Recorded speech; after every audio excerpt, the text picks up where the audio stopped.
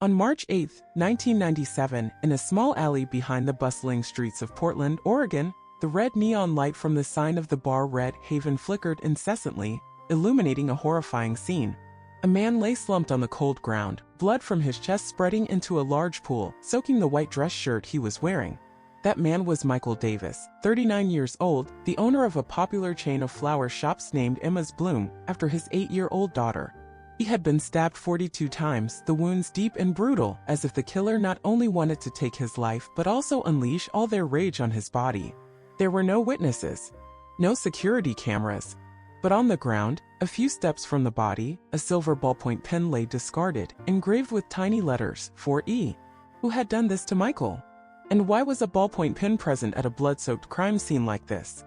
Michael Davis was the epitome of a successful man, tall, with dark brown hair, and a warm smile that made anyone feel at ease. He was married to Laura Davis, 35 years old, a piano teacher with shimmering blonde hair and deep blue eyes, always appearing elegant at her students' recitals. They had a daughter, Emma, a sensitive child who loved drawing flowers and often sat with her father in the shop, admiring the vibrant bouquets. The Davis family lived in a 2-story house in the Lake Oswego area, where neighbors often looked at them with a mix of admiration and envy. But behind that picture of a happy family, cracks had quietly begun to form. Laura, despite always maintaining a perfect exterior, frequently left the house at night, claiming she needed to teach a special student. Michael, on the other hand, was rumored to be having an affair with an employee at Emma's Bloom, a young woman named Sarah, 24 years old, with long black hair and sharp eyes, always wearing tight dresses while working. On the night Michael was murdered, Laura claimed she had been at home with Emma, playing the piano for her daughter before bedtime. But a small detail caught the attention of lead detective James Carter, a 48-year-old man with salt and pepper hair and a sharp gaze. Laura's blue scarf, hanging on the rack by the front door, had a small tear at the corner, and a matching blue thread was found caught in a bush near the crime scene. The investigation began with basic questions. Who was the last person to see Michael alive? According to Sarah's statement, she had met Michael at the main Emma's Bloom shop at 8 p.m. to discuss a flower order for a large event. Michael left at 8:30 p.m., saying he needed to meet a supplier to pick up more white roses. But no one knew who that supplier was, and Michael's phone showed no calls after 8:15 p.m. Detective Carter found a small but significant detail in Michael's office, a note folded in half inside a desk drawer, with a handwritten message, "Meet E, 9 p.m. Don't tell her." The E on the note matched the E on the ballpoint pen at the scene. Laura? Or someone else? Meanwhile, at the Davis home, Emma inadvertently revealed a detail that sent a chill down Carter's spine. When asked about her mother on the night of the murder, Emma hesitated. "Mom told me to go to bed, but I heard her talking on the phone. She said, I can't take it anymore. Then she went out." Emma lowered her head, her small hands clutching a drawing of a red rose, her father's favorite flower. Laura, when questioned, maintained a disturbingly calm demeanor. She insisted she hadn't left the house after 8 p.m. and that the conversation Emma overheard was just a call with the student's parent. But her eyes, though cold, betrayed a flicker of panic when Carter mentioned the blue scarf. "I don't remember when it got torn," she said, her voice steady, but her fingers trembled slightly as she brushed her hair. Carter continued to dig deeper into Michael's life.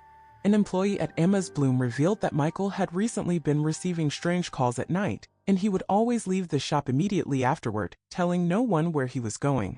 Another detail caught Carter's attention. In Michael's wallet, alongside a family photo, was a small picture of a dark-haired woman, not Laura, with a handwritten note on the back, "Don't forget me. S. Sarah? Or someone else?" Carter decided to investigate the strange calls Michael had received more thoroughly. After contacting the phone company, he discovered that a number that called Michael on his final night originated from a public payphone near the Red Haven bar. Who had called Michael from there?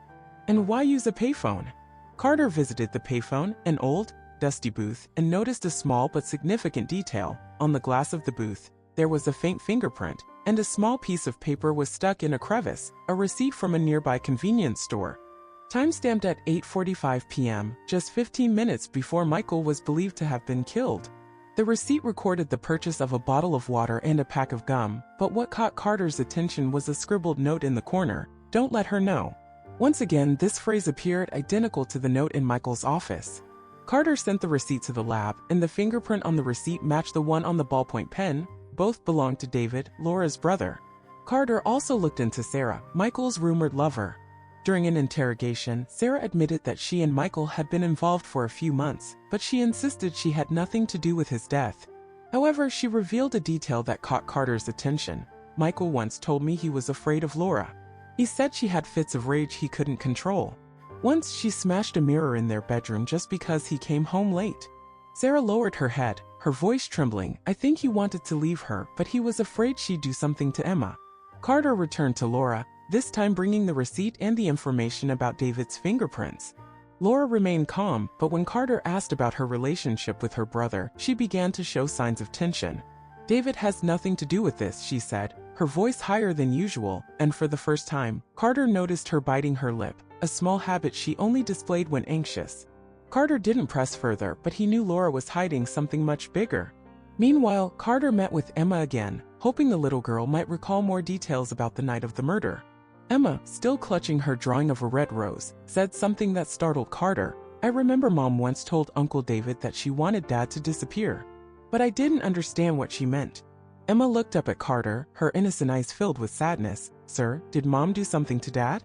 Carter didn't answer, but Emma's words felt like the final piece in the puzzle he was trying to solve. Michael Davis was not just a victim. He was a man full of contradictions, both lovable and flawed. He grew up in a middle-class family in Eugene, Oregon, where his father, an electrician, always taught him that anything can be achieved if you work hard.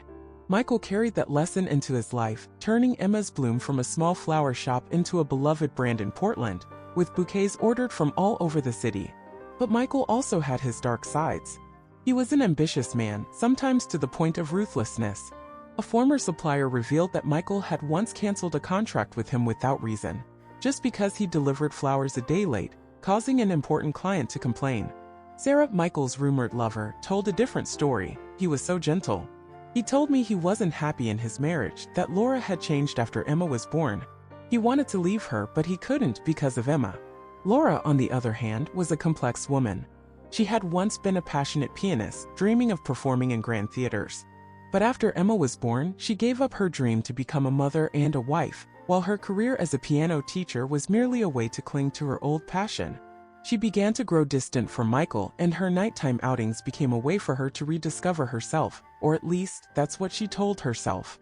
But deep inside, a simmering resentment grew. She felt trapped, abandoned, and betrayed by the husband she had once loved deeply. Emma, the little daughter, was the light in both Michael and Laura's lives. She was shy but radiant when with her father. She loved sitting in her dad's shop, watching the flowers and drawing them on paper. But after Michael's death, Emma became more withdrawn, often clutching the drawing of a red rose she had made for her father, as if it were the only way to keep him close. The investigation stretched over months, with clues leading Carter to dead ends. The silver ballpoint pen became the focal point of attention. DNA testing revealed no traces of Laura on the pen, but there was a faint fingerprint, not belonging to Michael or Laura. Carter decided to dig deeper into Laura's past.